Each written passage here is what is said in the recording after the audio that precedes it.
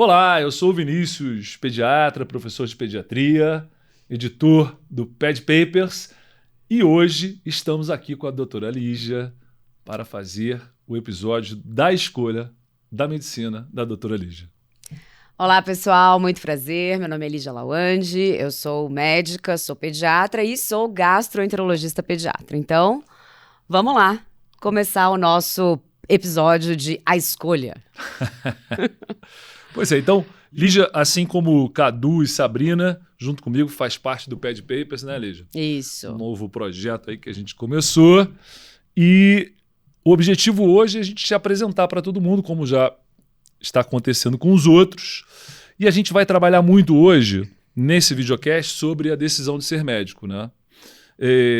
Interessante que eu consegui achar muita coisa na literatura, uns trabalhos interessantes, com um aluno de medicina, do primeiro ao sexto ano.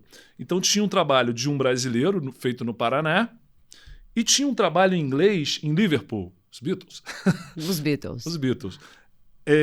Também com o mesmo perfil, assim, alunos do primeiro ao sexto ano, fazendo uma entrevista, e eles colocaram opções do porquê ser médico. Tá. E aí, opções que tinham lá. Porque eu me sinto com vocação para a medicina. Ou porque eu gosto de biologia. Ou porque eu gosto de ajudar o próximo, altruísmo. Acho que isso se misturou um pouco. E aí, além disso, eles colocaram também status, questão financeira. E qual foi o resultado? A maioria colocou como resposta o altruísmo, a vocação, e pouquíssimos falaram de questão financeira. Tá. Né? E ele também perguntava quando você tomou essa decisão de ser médico. Mais ou menos 30%, 20% a 30%, quando criança ainda, e a maioria já no final da adolescência, né? Próximo do vestibular, Enem. E você? Quando é que você tomou a sua decisão de ser médica? Então, eu venho de uma família de médicos, né? Aham. Minha mãe é médica, minha mãe é pediatra, Certo. meu pai também, os dois formados Os na dois são UERJ. pediatras? Não, meu pai é cardiologista. Os Certo. dois são formados na UERJ também. E aí sempre rolou esse Que ano eles bate-papo. formaram você? Ai, 7, 8, você era muito criança ainda. Era vivo já. Já era vivo, mas era muito criança. Aham. E aí rolava sempre esse papo, né, do que você vai fazer, do que você vai fazer. E a minha irmã mais velha, ela optou por fazer direito. Uhum. Então, ela passou aqui na USP e Legal. cursou direito. E aí, na minha época de, né, vestibular, lá no terceiro colegial, eu falava, gente, eu não quero isso, eu não vejo meus pais praticamente. Uhum. E aí, na época, eu fazia teatro, então eu queria ser atriz. Aí meu pai me puxou de canto e falou, filhinha, vamos conversar. Olha só, olha o estilo de vida que você tem. Você gosta de viajar, você gosta de fazer um monte de coisa. Você é uma pessoa tão legal, você conversa com todo mundo, tão comunicativa. Por que você não vai fazer medicina? Aí lá nos 45 do segundo tempo, eu falei, ai pai, né, não sei. Ele falou, Lígia, como atriz, a não ser que você seja atriz de Hollywood, você não vai ter uma vida muito boa. Eu falei, tá, então vamos lá, vamos tentar. E aí eu comecei a tentar, comecei a estudar, o tempo foi passando, assim, eu fiz 2 anos de cursinho, porque eu era uma aluna mediana na escola. Na escola não era muito inteligente. E aí eu falei, tá bom, vou dar mais uma chance. Aí quando eu finalmente passei na FUVEST, entrei na Santa Casa, aí quando começou o primeiro dia de aula, e assim, é aquele, né, primeiro ano, Sim. Bioquímica, biofísica. Eu achava terrível. Eu achei maravilhoso. É mesmo? Nossa, mas eu me apaixonei. Terminei a faculdade como uma das melhores alunas da minha turma, então assim... Se encontrou, né? Me encontrei. Foi uma coisa incrível. Fábula do patinho feio. Pô, Exatamente. ficou entre os cisnes ali. Pois é, então eu fiz medicina meio que por pressão, acho feio falar isso, mas... E acabou que foi a melhor coisa que eu fiz na minha vida. É interessante que, assim, eu também tenho pai médico, né? E quando isso acontece, que você, pai e mãe, né? Essa é uma opção que está na mesa, né? Exato. Não é uma opção, assim, que não está sendo avaliada. Ela está ali na mesa. Sempre você vai pegar esteve. ou não. Mas ela está na mesa, né? E acho que seu pai foi legal, porque Foi.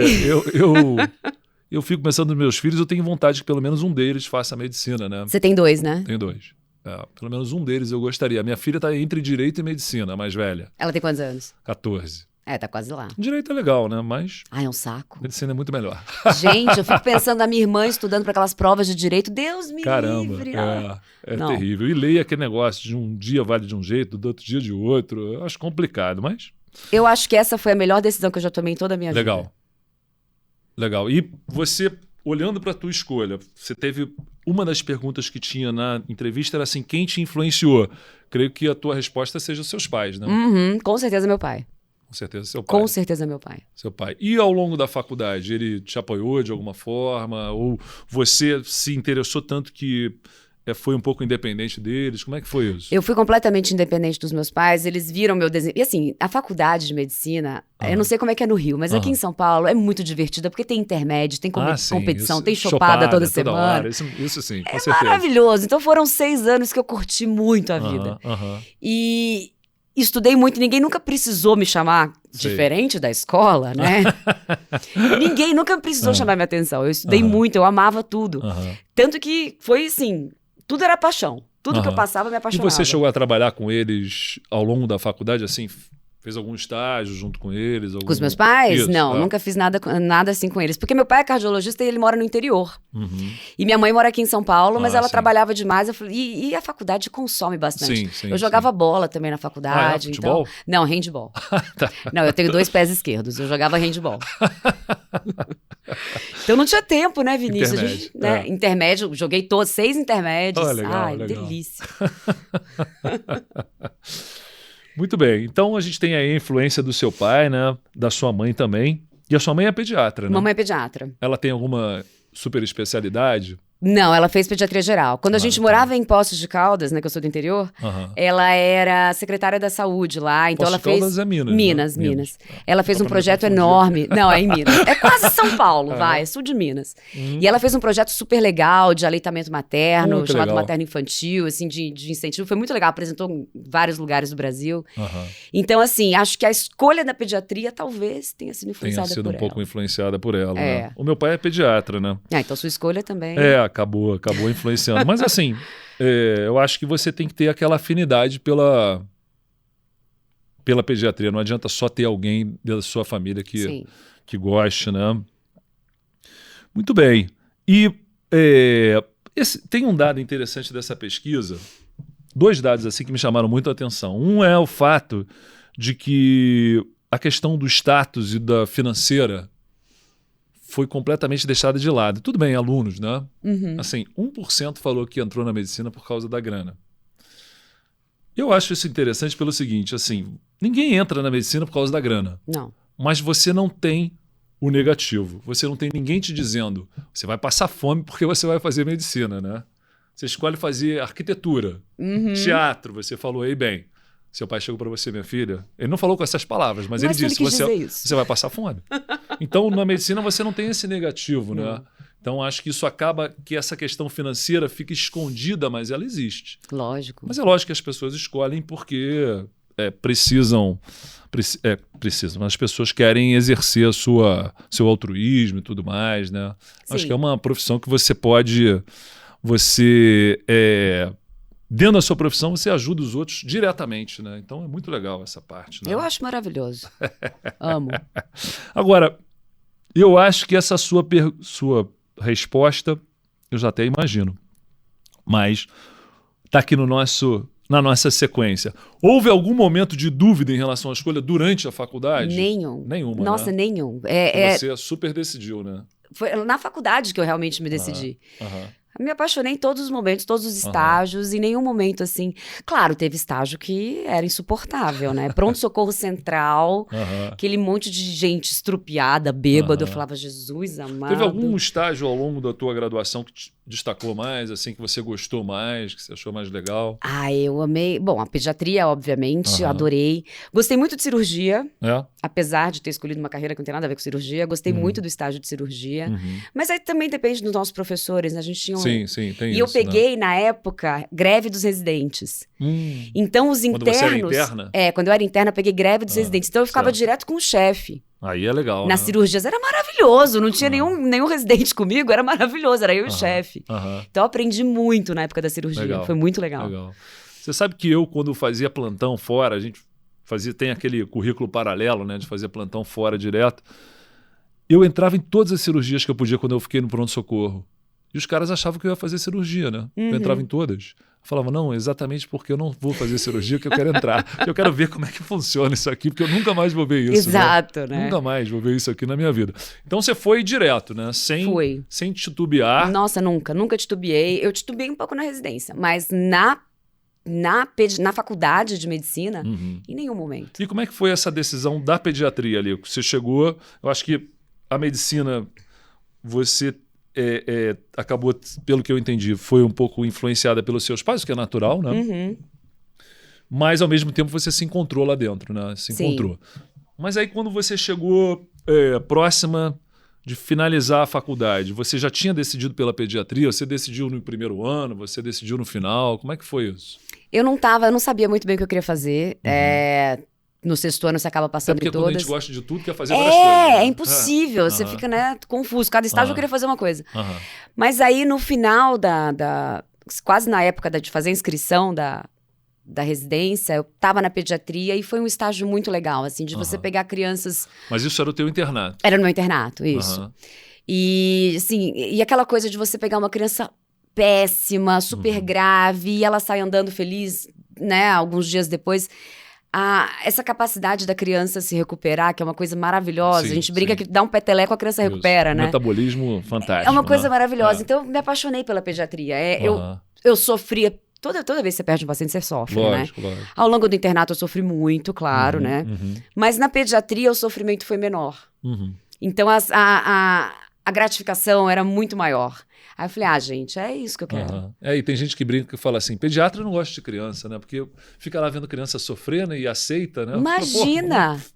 Que absurdo, né? Que absurdo! As crianças são muito mais fortes, exatamente. Exato. É muito mais legal. E criança é muito divertido, né? Divertidíssimo. Eles falam coisas assim, engraçadíssimas. Eles são demais, eles são fabulosos. Agora tem um lá me perseguindo com figurinha da Copa, né? Eu levei do meu filho pra ele tio, aquela figurinha. Eu falo, cara, agora acabou. Gracinha. Eles são muito engraçados. Eles são divertidíssimos. Muito bem. Aí você fez Santa Casa, não foi isso? Fiz. E você fez residência na Santa Casa? Fiz, nunca saí de lá. Tô lá até hoje.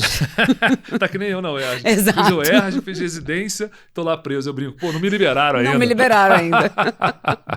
Mas aí você falou, você escolheu a pediatria, mas dentro da residência houve algum momento que você... Teve. Com alguma dúvida? Teve, na verdade, o que aconteceu? Na época da residência, no meu ano, na minha época eram 2 anos, né? A minha também. Na sua também. Graças a Deus. Nossa, graças a Deus, muito. Eu acho que eu não teria feito especialização. Eu acho que um pouco forçado, fugindo até um pouquinho do que a gente está falando aqui, mas eu não vi muito sentido nesse aumento para 3 anos. Mas tudo bem. Não é o tópico do dia. Exato. A gente pode até falar sobre isso depois. Exato. É verdade. Mas então, no final do R2, eu ia me casar no ano seguinte. Então eu estava trabalhando muito na residência, que o R2 de pediatria se trabalha pra caramba, dá plantão dia sim, dia também. E você ainda fazia plantão fora? Fazia plantão fora. Pra juntar o dinheirinho pra casar, Dona Baratinha. Pra casar, exatamente. Dona Baratinha estava trabalhando. E eu ia casar em outubro. E aí, eu ia casar em outubro no ano seguinte. Então eu tava trabalhando loucamente. Chegou uma hora que eu não conseguia mais. Eu falava, gente, eu não consigo mais. Tava num cansaço. Aí minha chefe me chamou de canto, me levou pra tomar um café, me descascou de bronca, falou, porque o que você estava fazendo? pensando em parar, é isso? Eu queria, sei lá, tirar uma licença saúde mental, qualquer coisa, porque eu tava surtando já. Aí ela falou, você pode parar. Se seu marido quer ser bom pra você, ele que trabalhe mais. Sabe? Falou umas bobagens assim. Mas ela falou, você precisa concluir essa etapa. Você demorou 8 anos pra chegar aqui e agora você vai surtar? Não, senhora. Vamos controlar. E aí eu parei de dar uns plantões fora a vida entrou no eixo. Equilibrou. Mas ela me ajudou pra caramba a não largar tudo pra cima. Né? E essas pessoas ajudam muito, né? São fundamentais, né? Impressionante, né? Tem algumas pessoas que em alguns momentos são fundamentais na tua vida. E se você não para numa situação dessa, se você não muda alguma coisa, você fica doente. Exatamente. Impressionante. Eu ia surtar. Você fica doente. Eu ia surtar. Sem contar que o casamento durou 1 ano e meio. Então... Mas valeu. Imagina, eu jogar minha vida inteira pra cima. Não. E aí, você fez a pediatria, teve esse momento de excesso de trabalho, que realmente a residência ela consome, né? Ela é uma imersão, né? Mas acho que isso em todas as especialidades. Todas. E se a gente você não trabalha... viveu as outras, né? Mas... E se você trabalha muito fora, é o que eu falo para os meus residentes hoje, acho que você fala para os seus também. Galera que trabalha muito fora também, você fica esgotado. Chega uma hora que você odeia o que você faz. Né? Quando, na verdade, você não odeia o que você faz, você odeia o momento que você está vivendo ali. Tem aquela brincadeira, faça muito o que você ama e deixe de amar isso. Exatamente. É bem isso. Exatamente. É bem eu vejo isso. os residentes, às vezes, muito ansiosos para ganhar dinheiro no R1. E eu recomendo, mas eu não recomendo nada. Se eles me perguntarem, eu falo, senão eu não falo nada.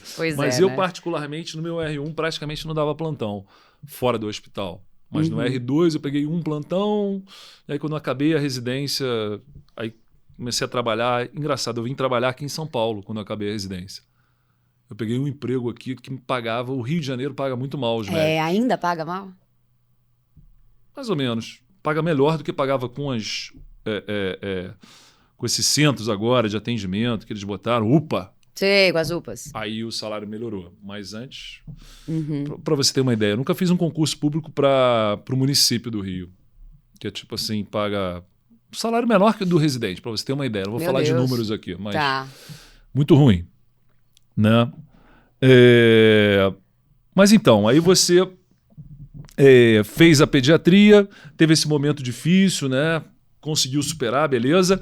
E aí, logo a seguir, veio a gastro. Como é que foi essa história da gastro? Foi logo a seguir. Aí eu já passei, quando eu passei no estágio da gastro, essa professora que me chamou de canto me deu... Era da gastro. É chefe da gastro e hoje é minha colega. Ah, que legal. A gente tá junta lá até hoje. Ela fala que ela não sai da gastro por minha causa. Eu falo, graças a Deus, ela já tá em vias de aposentar? Ela já tá aposentada. Aí eu falei, você não me abandona.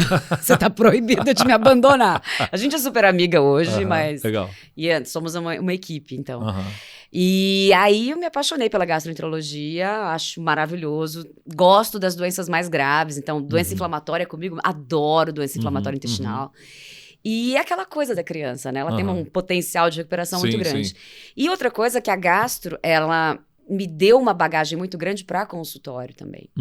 Né? É uma especialidade que não tem só coisas graves. Sim.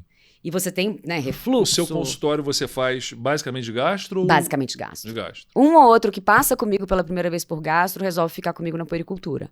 Mas é basicamente gastro. Eu prefiro gastro. Puericultura é muito maçante. Ai, tô com febre, tá com tosse, não sei o que, não sei o que. Isso é uma coisa que desgasta também.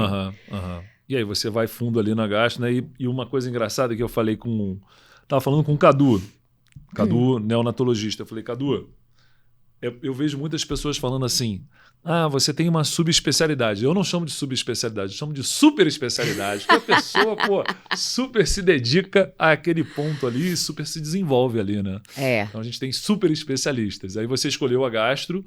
E como é que você continuou lá na Santa Casa? Você fez a residência de gastro lá. Isso. É um ano. É um ano, mas eu fiz mais porque eu achei que um ano só de gastro era muito pouco. Hoje em dia são 2 já. Já são 2. Já são 2, mas eu sentia que, principalmente por conta da hepatologia, que é super complexa. Legal. Aí eu fiz mais um ano pra focar mais na hepato. E aí, quando acabou a minha residência, na verdade, quando acabou o primeiro ano de residência, eu fui contratada no pronto-socorro. Entendi. Da Santa Casa. E aí eu fiquei na emergência lá durante... Eu terminei em 2012, aí eu fiquei na emergência, e aí em 2015... 2012 você terminou a gastro. Terminei, isso, eu comecei na emergência, né? Fiquei na emergência, e aí em 2015 meu chefe falou, Lígia, você não quer vir pra gastro? Falei, óbvio, porque eu tô aqui na emergência esperando esse convite, né? Então, você acha que eu gosto de ficar no pronto-socorro? Né? Se eu gostasse, teria feito emergência. E aí eles me chamaram... E eu ainda segurei aquele pronto-socorro até 2019, que foi quando eu larguei. A Santa Casa é um hospital público-privado? Filantrópico, né? Público, é público. Tá. Só tem parte pública. E aí eu fiquei lá no pronto-socorro até 2019, e depois eu fiquei só na gastroenterologia. Então eu tô lá desde 2015, na gastro da Santa Casa. Tem 7 anos. Você faz uma rotina lá? Eu fico lá 3 vezes na semana. Eu toco os ambulatórios e fico com os residentes numa parte mais acadêmica. Entendi. Aí vocês não parecer na enfermaria também? Isso, a gente passa a visita na enfermaria, tem os nossos ambulatórios. E tem os ambulatórios. E é pepino o tempo inteiro para resolver, né? Os ambulatórios são específicos, assim? Tem ambulatório de doença inflamatória? Não, a gente não tem. A gente tem um ambulatório geral. Então são 3 dias de ambulatório geral e tem um ambulatório específico da hepatologia. Tá. Esse você também faz? Não. Esse eu não faço. Ai, não dá. É muita Senão coisa. eu ia ficar morar na Santa Casa. Aí não tem condições. Mas é interessante esse lance de ter como se fosse um mentor, né? Eu acho que a medicina tem isso, né? Eu acho que a medicina ideal seria um cara te pegar pela mão ali no primeiro ano e você acompanhar aquele médico 6 anos, né? Eu acho que tem muita coisa na faculdade que, em termos de ensino, que eu acho fraco, assim. Sim. Algumas aulas que isso não faz o menor sentido, né?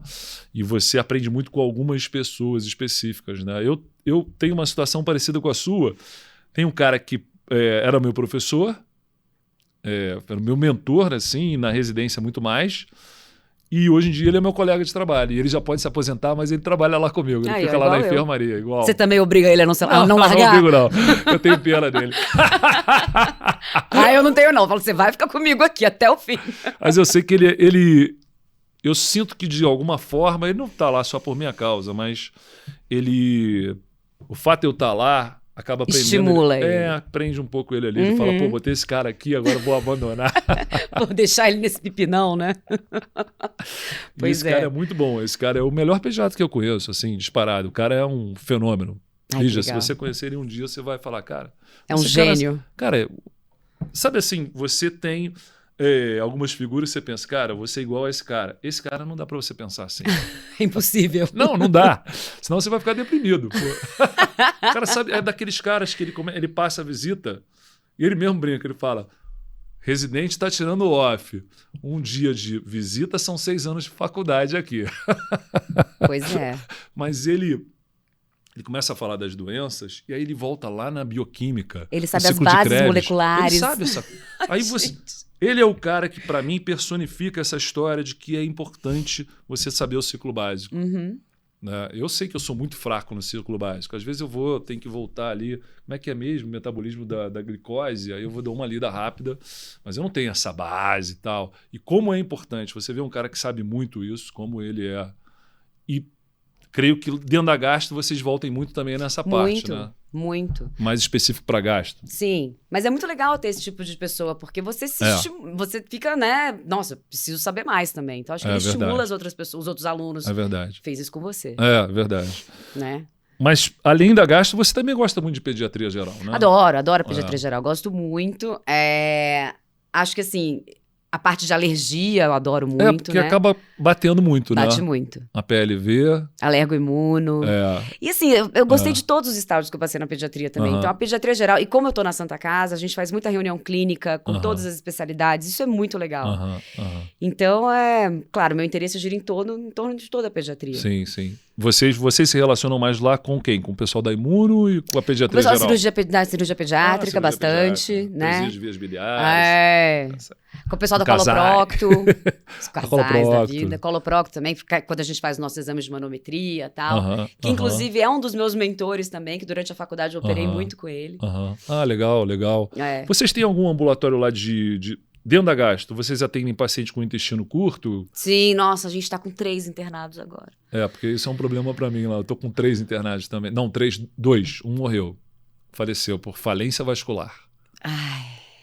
Ele já não tinha mais... não tinha mais acesso. Não tinha mais acesso. É um problema. E até a gente pegou um contato de um cirurgião que eu acho que é daqui de São Paulo. Quem é? Você lembra o nome? Eu não sei o nome, mas ele tem um site que eu acho que tem alguma coisa a ver com o intestino curto. E ele tem operado essas crianças aqui em São Paulo.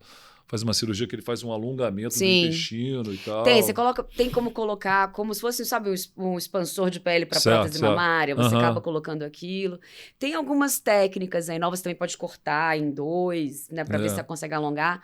Mas, mesmo com toda a tecnologia, o prognóstico continua muito ruim, reservado. Né? A gente sofre muito com esses pacientes porque eles estão lá na NPT e a gente sofre assim por problemas pré-históricos. Catéter contaminado. Isso em todos os lugares. Todos os lugares. Toda hora. Mas é muito...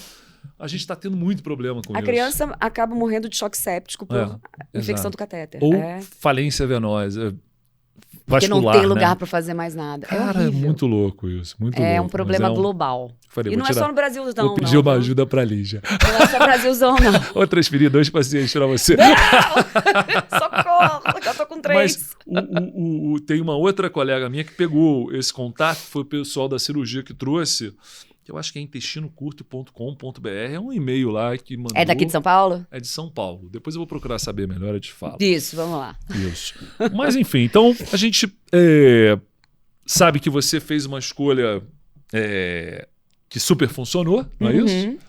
Você adorou fazer medicina, adorou fazer pediatria, a residência te consumiu. Agora, você daria algum conselho para quem está na residência de pediatria? Não trabalhem tanto quanto eu trabalhei.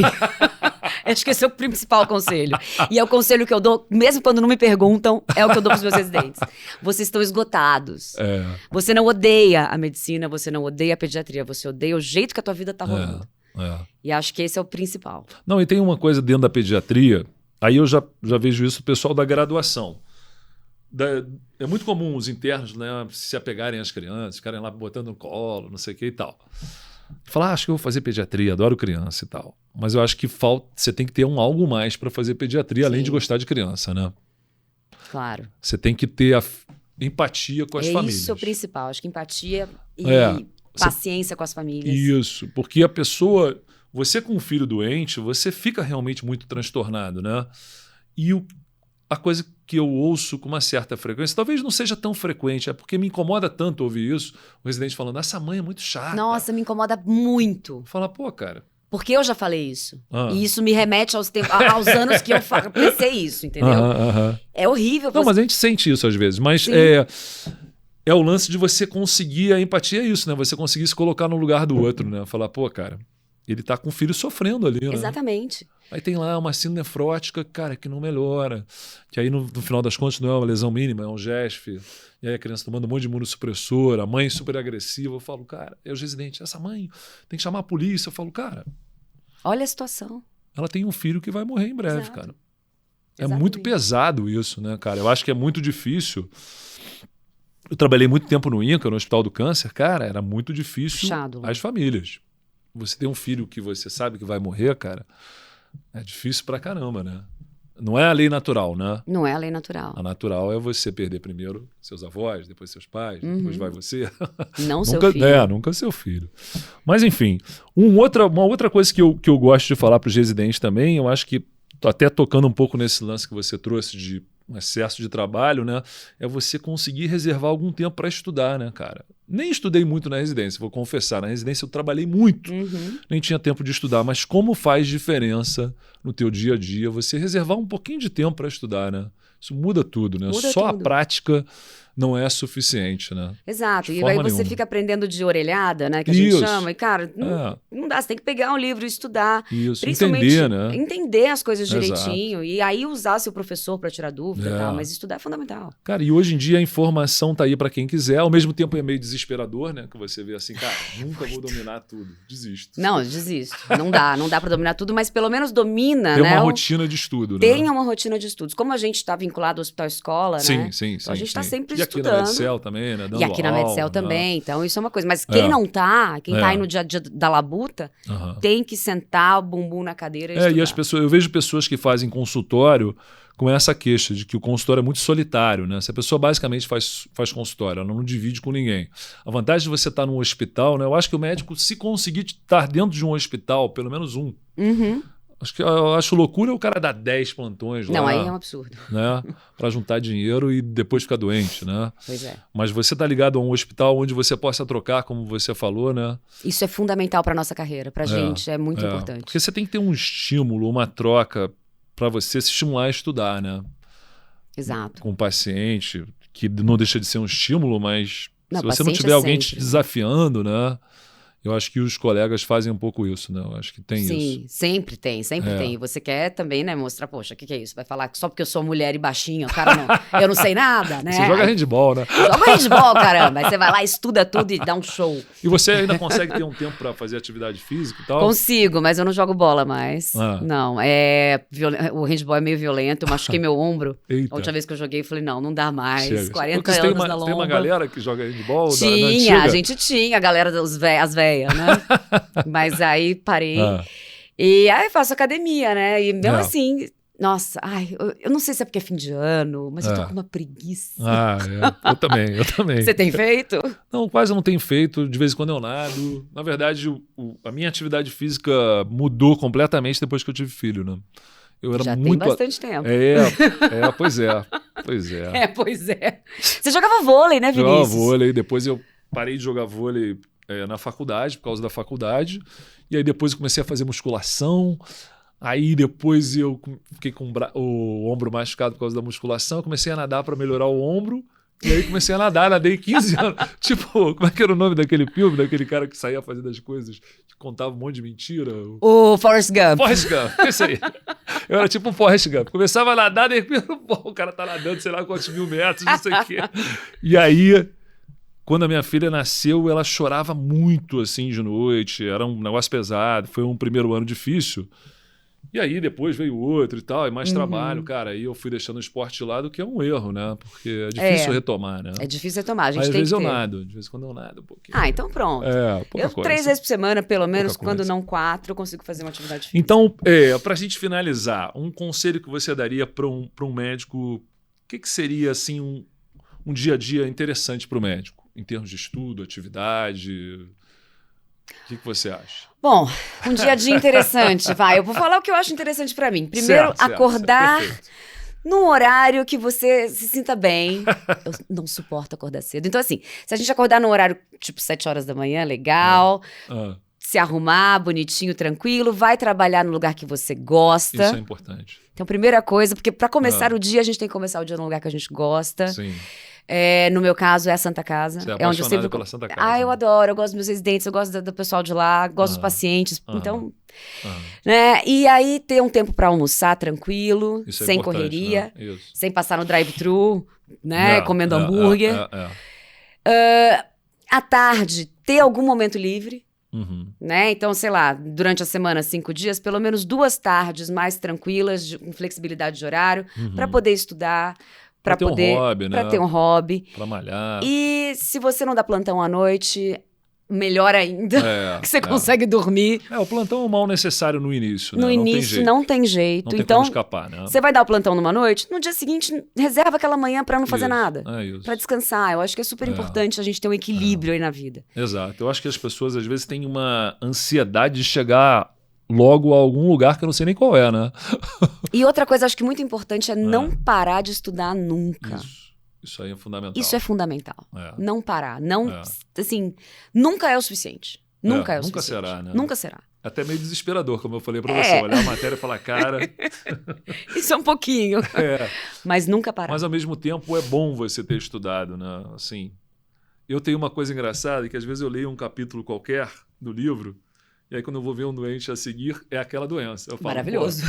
Aí eu penso, é lógico que não é aquela doença, eu que tô achando que ele tem. Claro que não é, né? Mas nada a ver, acabei de ler, é isso. Todo mundo faz isso, Vinícius. Quando meu doente, a minha leitura, né? Quando o ideal é você tem que fazer tudo, né? Tem que ver os pacientes. Se você estudar o que você estiver vendo, maravilhoso. É show, né? Exatamente. Acho que é o ideal do médico. Pois é. Mas é isso. Papo muito bom. Muito bom. Lígia apresentada pro Pad Papers. Lembrando que a gente está no Pad Papers, né, Lígia? É isso aí, pessoal. Pad Papers. Vamos mandar um alô ali pro pessoal. Pessoal, obrigado aí por assistir. Quem não segue, siga. Quem segue, chame os amigos. Tá bom? Tchau, gente. Até a próxima.